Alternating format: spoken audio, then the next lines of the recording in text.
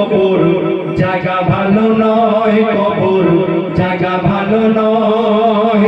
আমল দিয়ে কবর গৃহ সাজিয়ে নিতে হয়, ওগো আমল দিয়ে কবর গৃহ সাজিয়ে নিতে হয়। ওগো 6 দিন পর নরক যাবে, 9 দিন পর চুল। কবর গৃহের সামান নিতে কইর না কেউ ভুল, কবর জায়গা ভালো নয়, কবর জায়গা ভালো নয়। আমল দিয়ে কবর গৃহ সাজিয়ে নিতে হয়।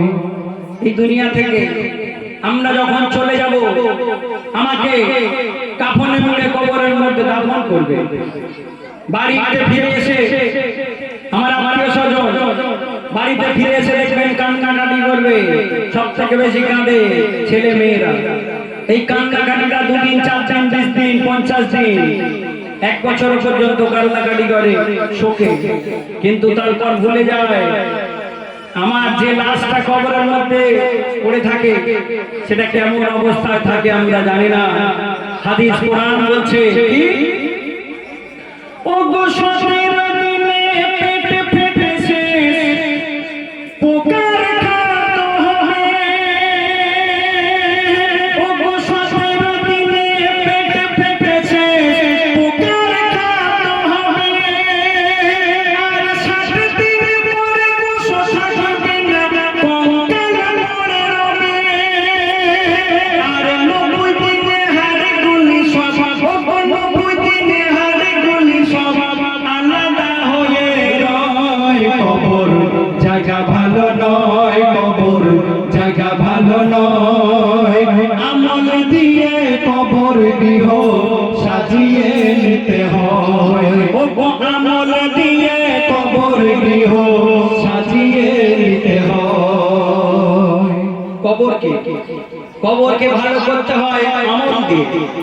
এই মাসটা এই এমন একটা মাস, এই মাস আপনার কবরকে আলো করা যায়। যেমন রমজান মাস এবং এই মাসে যারা ইমাম হোসেনকে শহীদ হয়েছিল, এই মাসে যারা স্মরণ করে তাদের জন্য আমার আল্লাহ কবরকে অনেক আসান করে দেয়। বলেন সুবহানাল্লাহ।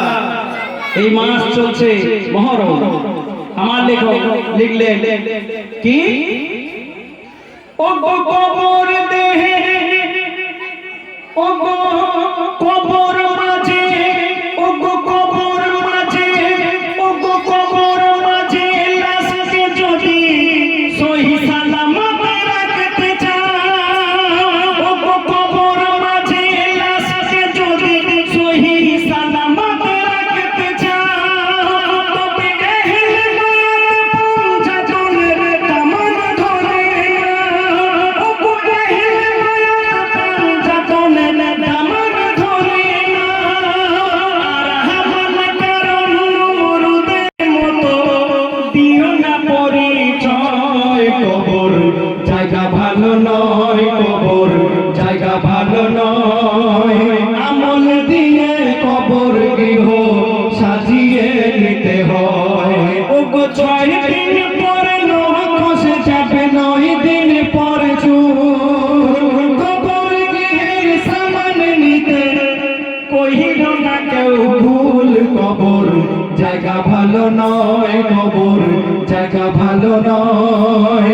আমল দিয়ে কবর গৃহ সাজিয়ে নিতে হয়, ওগো আমল দিয়ে কবর গৃহ সাজিয়ে নিতে হয়। শুনলেন আমি যে লেখাটি